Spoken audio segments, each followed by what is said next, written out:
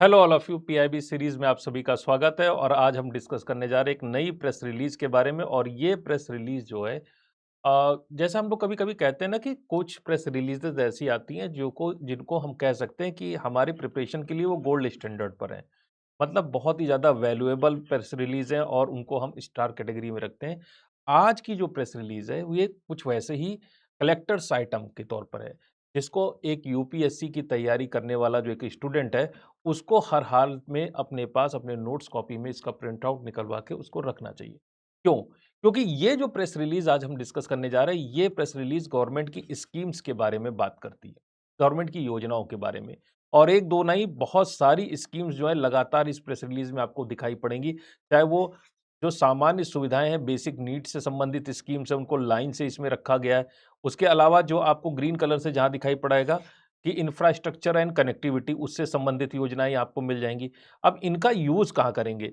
जो ये योजनाएं जितनी भी हम लोग पढ़ रहे हैं, जो जितनी भी स्कीम्स के बारे में यहाँ पे बात की जा रही है, वो सारी की सारी स्कीम्स कहीं ना कहीं प्री में उनमें क्वेश्चन पूछे जाते हैं। तो प्रिलिमिनरी एग्जामिनेशन को यूपीएससी का हो चाहे स्टेट पीसीएस के एग्जामिनेशन हो, वहां पर चूंकि ये गवर्नमेंट की स्कीम्स हैं, भारत सरकार की स्कीम्स है, यहाँ से लगातार सवाल आते हैं। दूसरा, जो आपका मेंस का जब एक आंसर आप लिखते हैं तो मेंस के आंसर में इसमें से कोई एक योजना, कभी कभी आपके क्वेश्चंस ऐसे बन जाते हैं जहां पर आपके डायरेक्टली कोई ना कोई योजना, उससे डायरेक्टली पूछा जाता है कि इस योजना के बारे में विस्तार से बताइए, डिटेल में समझाइए। या फिर आप कोई आंसर लिख रहे हैं और वहां पर किसी स्कीम्स में संबंधित कोई डाटा, महत्वपूर्ण चीज, कोई मेजर अचीवमेंट आपको याद आ जाता है और आपके मेंस के आंसर में आप उसको इंक्लूड करते हैं, तो वहां पर भी आपको अन्य बच्चों से, अन्य स्टूडेंट से आपको फायदा मिलता है। तो इसलिए अगर हम देखें कि जब तक हम इस तरह की जितनी भी गवर्नमेंट की स्कीम्स, गवर्नमेंट सोच क्या रही है, गवर्नमेंट क्या काम कर रही है, जब तक हम उस चीज को पूरी तरह से हमें तैयार नहीं होगा, तब तक हम जो है हम अच्छी तरह से अपना प्रीलिमिनरी और मेंस के सारे क्वेश्चंस को हम कॉन्फिडेंटली सॉल्व नहीं कर सकते। अब ये समस्या एक बहुत बड़ी है, एक बहुत बहुत बड़ी प्रॉब्लम है। इतने सारे डाटा हैं, इसमें देखेंगे तो आपको ढेर सारे आपको डाटाज मिलेंगे। इतने सारे डाटा है, एक इंसान के लिए, एक स्टूडेंट्स के लिए, एक आम आदमी के लिए इन सारे डाटा को याद करना बहुत मुश्किल होता है। अपने आप में करीब-करीब 9 पेजेस की ये प्रेस रिलीज़ है, जिसमें बहुत सारी योजनाएँ, उनके डाटा वगैरह के बारे में बताया गया। इसको आज के इस हम सेशन में, इस लंबी चौड़ी प्रेस रिलीज को आज के सेशन में हम बहुत ही इजी तरीके से, जो इसके मेजर पॉइंट्स हैं जिनको आपको याद करने की ज़रूरत है, वो कम से कम हम उनको समझ लें। और इस प्रेस रिलीज के की जो कॉपी है, जो पीडीएफ कॉपी है, इस वीडियो के लिंक में मैंने आपके साथ आपके लिए लगा दी है। आप वहां से इसको डाउनलोड करके अपने पास स्टोर कर सकते हैं। तो चलिए इस स्कीम की ये जो प्रेस रिलीज है, इसको डिस्कस करते हैं डिटेल में। तो ये जो हमारी प्रेस रिलीज है, ये बात करती है डिसेंट्रलाइज्ड गवर्नेंस की, विकेंद्रीकृत सरकार की। मतलब कि यहाँ पर हमने देखा कि सरकारें जो है एक सेंट्रलाइज तरीके से कार्य करती हैं। 2014 से 2026 के बीच में किस तरह से भारत सरकार यानी गवर्नमेंट ऑफ इंडिया ने अलग अलग स्तरों पर काम किया है, और उन अलग अलग स्तरों पर काम करने से किस तरह से जो हमारा शिक्षा है, एजुकेशन, हेल्थ और अलग-अलग इकोनॉमी के इंडिकेटर्स है, वुमेन एम्पावरमेंट है, ट्राइबल एम्पावरमेंट और ट्राइबल वेलफेयर की बात करने के लिए बहुत सारी स्कीम्स हैं। हमारे यूथ के एम्प्लॉयमेंट के लिए बहुत सारी स्कीमें गवर्नमेंट ऑफ इंडिया ने लॉन्च की हैं। तो सारी स्कीमों में एक तरह से देखा गया कि भारत सरकार ने ये कोशिश की है कि जब तक सब लोगों को, अगर आप चाहें कि सस्टेनेबल तरीके से ग्रोथ हो, और सस्टेनेबल तरीके से ग्रोथ तभी हो सकती है जब तक ग्रोथ आपकी कैसी हो, इंक्लूसिव ग्रोथ है। सब लोगों को साथ में लेके चलना है, सबको साथ में रखना है। और सब साथ में, सबका साथ सबका विकास, जो गवर्नमेंट का एक नारा था, उस नारे को इसमें इस प्रेस रिलीज में सीधे सीधे इंक्लूड किया गया है। सबको इक्विटेबल एक्सेस हो, अपॉर्चुनिटी सबको एक जैसी मिले, क्वालिटी ऑफ लाइफ सबकी कैसी हो, बेटर हो, तो फिर योजनाओं का लाभ है, तब गवर्नेंस का तरीका अच्छा है, गवर्नेंस करने की एक फायदा मिलता है, और देश के जो लोग हैं उनकी तरक्की पहले से बेटर होती है। अगर हम इस प्रेस रिलीज को ध्यान से देखते हैं तो इसमें कुछ इंडिकेटर्स हमें दिखाई पड़ते हैं। जैसे 15th फाइनेंस कमीशन और 16th फाइनेंस कमीशन में आपको दिखाई पड़ता है कि 15th फाइनेंस कमीशन में जो ग्राम पंचायत थे, उन पे जो खर्चा होता था वो करीब 2 लाख करोड़ के आसपास है। एग्जैक्टली 2.36 लाख करोड़ आपको दिखाई पड़ रहा होगा, और ये लगभग डबल हो गया। यानी 15 से 16वां जो फाइनेंस कमीशन है, इसके बीच में जो एक्सपेंडिचर है, वो 2x के आसपास आपका बढ़ता हुआ दिखाई पड़ता है। इसके अलावा रूरल डेवलपमेंट बजट जो कि इंपॉर्टेंट चीज़ है, पहले आपका केवल 87,000 करोड़ रुपए का रूरल बजट था और ये बात ज़्यादा पुरानी नहीं है, आज से 10 साल पहले की बात है, 2016-2017 की बात है।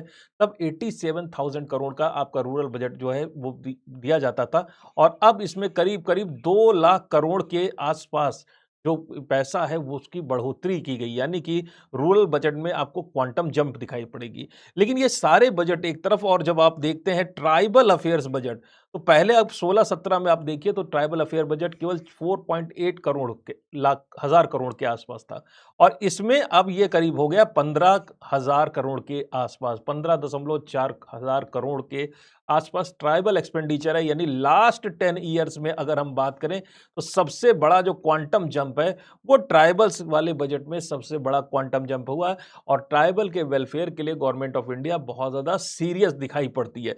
तो ये हमारी जो अभी जो हम लोग देख रहे हैं कि इस तरह से एक्सपेंडिचर लगातार बढ़ा है। फिर हमने देखा कि जो वाटर के लिए, जल के लिए जो आम लोगों की जो बेसिक नीड्स हैं, जो आपकी जो कह सकते हैं कि जो ज़रूरतें हैं, उनको पूरा करने के लिए भारत सरकार ने अलग-अलग स्तरों पे योजनाएँ चलाई। जैसे कि पानी के लिए, वाटर के लिए जल जीवन मिशन लॉन्च किया गया है, जिसमें 15 करोड़ के आसपास लगभग 16 करोड़ हो जाता है।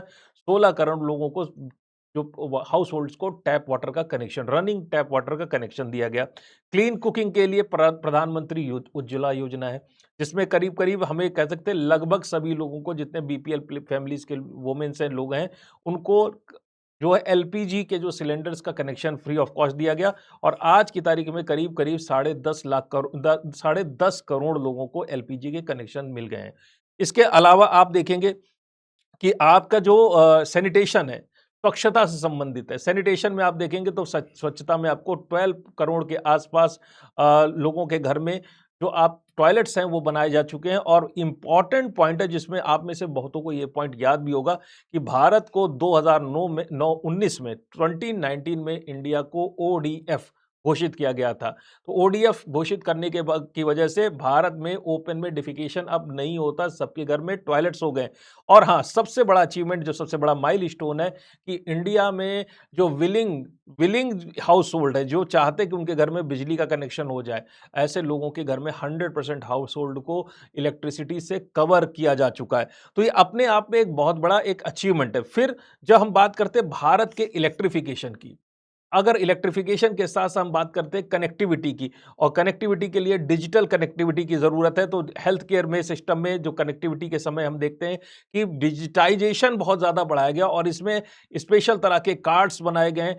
हेल्थ केयर में आयुष्मान भारत एक बहुत बड़ा इंपॉर्टेंट माइलस्टोन साबित हुआ है और इस आयुष्मान भारत कार्ड करीब 45 करोड़ लोगों को बाँटे जा चुके हैं। देखिए, जो बहुत मेजर योजनाएँ, उनके डाटा तो आपको हर हालत में याद ही करने हैं। कब योजना लॉन्च होती, कब वो स्कीम लॉन्च हुई है और इस वक़्त उसके कितने बेनिफिशियरी हैं। इस योजना या इस स्कीम का लार्ज स्केल पर इम्पैक्ट कितना ज़्यादा पड़ा है, ये सारी बातें आपको फिंगर टिप्स पर याद होनी चाहिए। तो उसी में आयुष्मान कार्ड करीब 45 सीआर लोगों को मिला है, 96 करोड़ को आभा डिजिटल हेल्थ अकाउंट में मिले हैं, 1.86 लाख उन लोगों को आयुष्मान आरोग्य मंदिर, इस तरह से 1.86 लाख आयुष्मान आरोग्य मंदिरों का निर्माण किया गया है। फूड सिक्योरिटी, खाने के लिए भी कार्ड मिला है। कैसा? पीएम गरीब कल्याण अन्न योजना, ये बड़ी इंपॉर्टेंट योजना रही है और पीएम गरीब कल्याण अन्न योजना जो है आपकी, इसके तहत जो है 81.35 करोड़ लाख बेनिफिशियरी जो है उनको free ration card, free ration मिलता है, हर महीने फ्री राशन मिलेगा। फिर टेक्नोलॉजी में आधार बेस्ड डिस्ट्रीब्यूशन हो रहा है। फेयर प्राइस शॉप, जो फेयर प्राइस शॉप है उनके ज़रिए आधार कार्ड के ज़रिए जो है डिस्ट्रीब्यूशन किया जा रहा है। ये डिजिटाइजेशन का एक बहुत बड़ा असर हमारे देश के ऊपर दिखाई पड़ रहा है। यही सारी चीज़ें तो मेंस में लिखनी कि किस तरह से आईसीटी, जैसे क्वेश्चन बनता है आईसीटी यानी इंफॉर्मेशन एंड कम्युनिकेशन टेक्नोलॉजी का अल्टीमेटली असर किस तरह से भारत के लोगों पे पड़ रहा है। तो यही सब चीज़ें जो यहाँ पे हम लिख रहे हैं, यहाँ पे पढ़ रहे हैं, ये क्या है? ये डिजिटाइजेशन का असर है। डिजिटाइजेशन अगर ना होता तो ना तो हेल्थ केयर के आयुष्मान भारत कार्ड बन पाते, ना प्रधानमंत्री गरीब कल्याण योजना लागू हो पाती, ना आपका जो जो आपकी जो फेयर प्राइस शॉप है वो आपका ठीक ढंग से काम कर पाती, क्योंकि वहाँ पे आधार से ऑथेंटिकेशन होता है।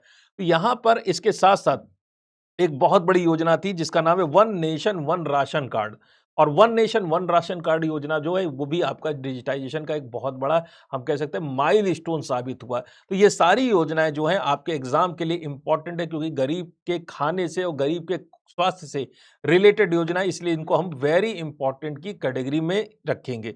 नेक्स्ट जो हम लोग बात करते हैं कि महिलाओं के बारे में, तो फीमेल्स में जो हम बात करते हैं, फीमेल्स में फीमेल स्टूडेंट्स हैं, महिलाएं हैं, जो महिलाओं में जो आपका महिला है और पुरुष, उसमें दोनों में एक इंपॉर्टेंट चीज है कि जो इंडिया में एजुकेशन में एनरोलमेंट वो बहुत कम हुआ करता था। और एक जो पाइपलाइन आपको ये दिखाई पड़ रही है, इस पाइपलाइन में आप देखेंगे तो हर स्तर पर, चाहे वो प्राइमरी एजुकेशन का लेवल हो, चाहे सेकेंडरी एजुकेशन का लेवल हो, और चाहे हायर एजुकेशन का लेवल हो, हर जगह पर आपको लीकेज दिखाई पड़ता है कि लीकेज है, कि ड्रॉप आउट रेट बहुत ज्यादा हुआ करता था। बच्चे एडमिशन तो ले लेते थे लेकिन ड्रॉप आउट कर जाते थे। अब पिछले 10-15 सालों में ये दिखाई पड़ रहा है कि ड्रॉप आउट रेट कम हुआ है।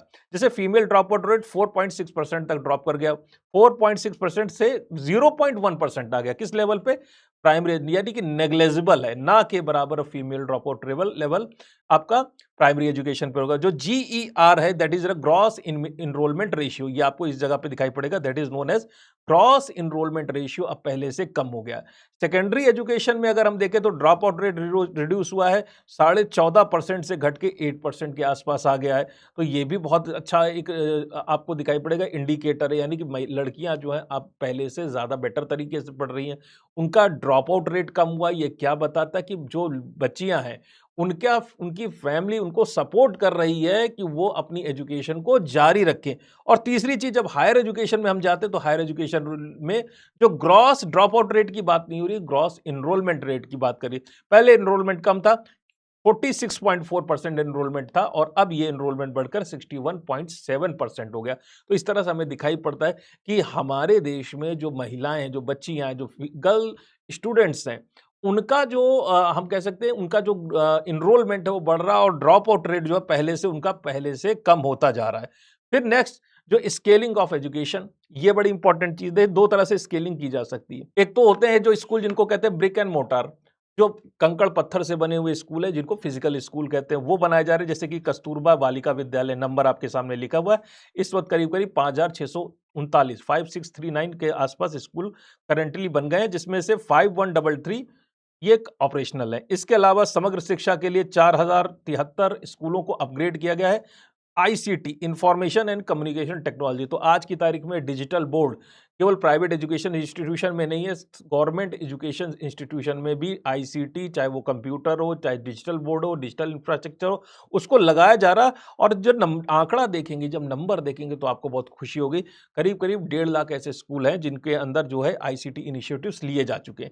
इसके अलावा आप देखेंगे कि जो डिजिटल इंफ्रास्ट्रक्चर में, जैसे कि स्वयं है और दीक्षा है, इस तरह के जो पोर्टल्स हैं, इस तरह के जो प्लेटफॉर्म्स हैं, उनको गवर्नमेंट ऑफ इंडिया, भारत सरकार ने लॉन्च किया, और लगातार उनका जो असर है वो बेटर तरीके से दिखाई पड़ता जा रहा। तो यानी कि government of India physical buildings वाले स्कूलों के साथ साथ जो डिजिटल एजुकेशन है, दोनों के ऊपर जो है समान रूप से कह सकते हैं कि उन दोनों को आगे बढ़ाने का काम कर रही है।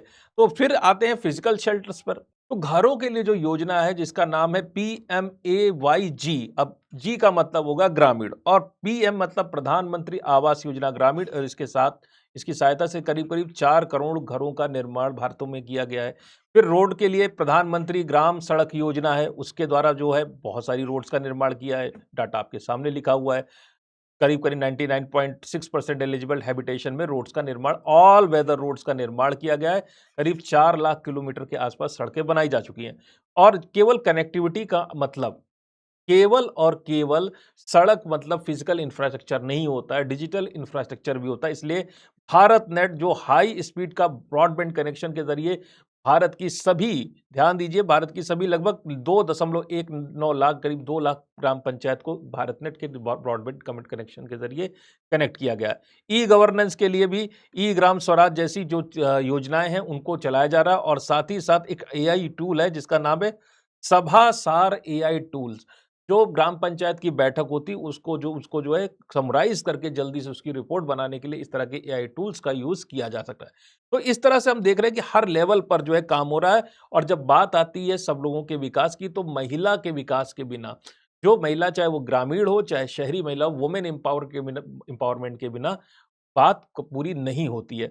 तो यहाँ पर जो आप दिखाई पड़ेगा कि महिलाओं के सशक्तिकरण के लिए अलग-अलग योजना बनाई जा रही, जिसमें आपकी सबसे इम्पोर्टेंट जो पहली स्टेप की योजना है, जो DNRLM, जिसका नाम है दीनदयाल अंत्योदय योजना, नेशनल रूरल लाइवलीहुड मिशन से संबंधित योजना है। दीनदयाल अंत्योदय योजना 10 करोड़ से ज़्यादा हाउस होल्ड को उसमें कवर किया गया है।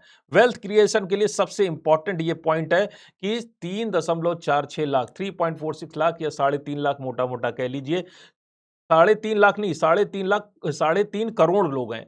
3.46 सीआर लखपति दीदी का निर्माण किया गया। अब ये लखपति दीदी क्या है? वो महिलाएं जो कि ऐसी महिलाएं जिनकी इनकम 1 लाख रुपए से ज्यादा है और गांव में रह के अपना वो स्वरोजगार कर रही हैं। 3.5 करोड़ महिलाएं ऐसी अभी भारत में स्थापित की जा चुकी हैं। तीसरा जो है मार्केट ओनरशिप, 1 करोड़ महिलाओं को जो है शी मार्ट नाम की दुकानें जो होती, जो कि हमने कह सकते हैं कि आपकी जो सेल्फ हेल्प ग्रुप है, स्वयं सहायता समूह है, उसके द्वारा शी मार्ट्स का निर्माण किया गया, इस तरह की दुकानों का निर्माण किया गया है। और इस तरीके से 3,000 के आसपास पर्सन्स डेज का, यानी कि श्रमिक दिवसों का निर्माण किया गया है। तो हमें दिखाई पड़ रहा है कि वुमेन एम्पावरमेंट के परिप्रेक्ष्य में, कि उसके सेक्टर में भारत सरकार ने बहुत सारा काम किया। फिर इसी तरह से बहुत सारी हमें योजनाएं दिखाई पड़ती हैं। बैंक सखी बनी, कृषि सखी बनी, पशु सखी और मत्स्य सखी। अब सखी क्या है? ये इनको कहते हैं सीआरपी, यानी कि ये भी वुमेन एम्पावरमेंट से संबंधित है। सखी सीआरपी का मतलब है कम्युनिटी रिसोर्स पर्सन, ये भी आपके एग्जाम के लिए इंपॉर्टेंट है। अगर आप देखें तो 50,000 के आसपास बैंक सखी हैं। सबसे ज्यादा मात्रा में मैक्सिमम जो आपको सखियां दिखाई पड़ेंगी, जो फीमेल्स जो आपके कम्युनिटी रिसोर्स पर्सन है, वो दिखाई पड़ेंगे, वो 2 लाख के आसपास है। और वो आपको मिलेंगे कृषि में, यानी एग्रीकल्चर में। पशु सखी जो कि आपके नॉर्मली, जिसको आप कहेंगे live stock health, veterinary support और डेयरी इकोनॉमिक्स, यानी कि एनिमल्स में हेल्प करती हैं, उनकी हेल्थ के लिए, उनके वेटनरी सपोर्ट के लिए और इन सब चीज़ों के लिए हेल्प करती है। ऐसी महिलाओं की संख्या करीब 1.7 लाख है। और सबसे कम महिलाएं आपकी 1212, 1212 महिलाएं जो हैं, जो कि जो आपकी मत्स्य सखी हैं। और लॉजिक की बात है, आपको समझ में आ गया होगा कि मत्स्य सखी का मतलब क्या है। फिशरीज से संबंधित है, मछलियों में जो भी आपका मछलियों का मैनेजमेंट है, लोकल एक्वाकल्चर प्रैक्टिसेस हैं, उसमें ये सारी की सारी महिलाएं वहां पर हेल्प कर रही। तो हम देख रहे हैं कि जिस तरह से आप देखेंगे कि जो आपका स्किल है, कैपिटल है और सेफ्टी नेट, इन सब चीज़ों को की ट्रिनिटी को आपस में, जो सिक्योरिटी से संबंधित फाइनेंशियल बफर्स है, कैपिटल से संबंधित हैं और स्किल यानी कैपेसिटी इंप्रूवमेंट से संबंधित प्रोग्राम है। लगातार भारत सरकार इन प्रोग्राम्स को चला रही है। चाहे आप देखेंगे कि पीएम विश्वकर्मा योजना हो, चाहे पीएमकेवीवाई योजना है, प्राइम मिनिस्टर मुद्रा योजना है, पीएम स्वनिधि योजना है, बैंकिंग और लेबर से संबंधित जनधन की बेनिफिशियरीज की संख्या लगातार हमने बढ़ा दी है, ई श्रम पोर्टल्स का निर्माण किया। तो बहुत सारी योजनाएं, अटल पेंशन योजना जैसी बहुत सारी योजनाएं जो है भारत सरकार उसने लॉन्च की है। फिर हम बात करते हैं ट्राइबल्स की। ट्राइबल्स के लिए भी भारत ने बहुत सारी योजनाएं लॉन्च की है, जैसे कि प्रधानमंत्री जनजाति उन्नत ग्राम अभियान, फिर आपका पीएम या नीचे देख लेते हैं पीएम जनमन योजना है।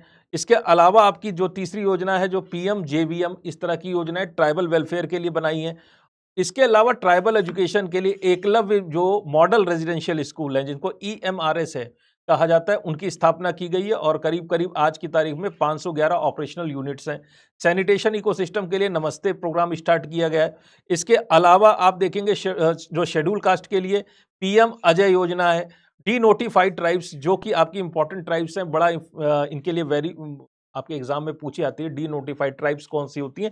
तो डी नोटिफाइड ट्राइब्स वो ट्राइब होती है जिनको क्रिमिनल ट्राइब एक्ट 1871 के तहत इनको नोटिफाई कर दिया जाएगा कि दे आर बॉर्न क्रिमिनल, ये पैदा ही क्रिमिनल होते हैं। ऐसे ट्राइब्स को, जो हम कह रहे हैं 31 अगस्त 1952, 31 अगस्त 1952 को इन ट्राइब्स को डी नोटिफाई किया गया था। और इसको इसीलिए 31 अगस्त 1952 को जब इनको डिनोटिफाई किया गया, वापस इनको मुख्य धारा मिला गया, तो उस टाइम को, उस वक्त को, उस डेट को, और वो आने वाली डेट है, तो हम विमुक्ति दिवस के रूप में मनाते हैं। तो इस तरह के ट्राइबल्स के विकास के लिए भी इनको आईआईटी, आईएम्स वगैरह वगैरह में भर्ती कराने के लिए भारत सरकार ने लगातार योजनाएं चला रही है। तो हम ये देख रहे हैं कि भारत सरकार ने बहुत सारी योजनाएं बनाई, जैसे कि लोगों को पक्का घर दिया, लोन दिया, ताकि लोन के ज़रिए जो है वो अपना क्या कहते हैं, वो अपनी कोई व्यापार चला सके। स्पेशलाइज़्ड स्कूलिंग दी, जिसमें एकलव्य जो मॉडल रेजिडेंशियल स्कूल है ईएमआरएस उनकी स्थापना की।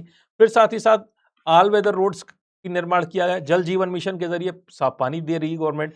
डिजिटल हेल्थ केयर कवरेज के लिए आयुष्मान कार्ड का निर्माण किया। तो इस तरह से भारत सरकार जो है 360 डिग्री कवरेज दे रही है और लगातार लोगों का, जिसे हम कहते हैं ह्यूमन रिसोर्स की बात होती है कि देश के लोग, देश में जो सबसे इंपॉर्टेंट चीज होती है वो शिक्षा और स्वास्थ्य होती है, जो बहुत इंपॉर्टेंट इंडिकेटर होते हैं। पुरानी जमाने में लोग कहा करते थे कि 3 मूलभूत आवश्यकताएं हैं, रोटी, कपड़ा और मकान। और यहाँ भारत सरकार रोटी, कपड़ा और मकान तो दे ही रही है, साथ ही साथ उच्च अच्छा स्वास्थ्य, अच्छा इंफ्रास्ट्रक्चर, इसके अलावा डिजिटल हेल्थ, जो डिजिटल इंफ्रास्ट्रक्चर से कनेक्टिविटी भारत सरकार प्रोवाइड कर रही है, लड़कियों की, महिलाओं की उन्नति उसको उसमें उनको इंक्लूड कर रही है। हर जगह जो है हम देखते हैं कि भारत सरकार जो है अपनी योजनाओं के ज़रिए भारत के नागरिकों की जो लाइफ है, क्वालिटी ऑफ लाइफ है, उसको इम्प्रूव करने में लगातार लगी हुई। तो ये थी आज की पीआईबी की जो आज की प्रेस रिलीज़ है। मैं फिर से आपसे कह रहा हूँ, इम्पोर्टेंट प्रेस रिलीज़ है, इसको प्लीज़ डाउनलोड करके रखिएगा अपने पास, आपके एग्ज़ाम में बहुत ज़्यादा हेल्प करेगी। तो आज की इस सेशन में यहीं तक मुलाकात रहेगी और फिर आपसे मिलेंगे नेक्स्ट सेशन में। तब तक के लिए thank you all of you.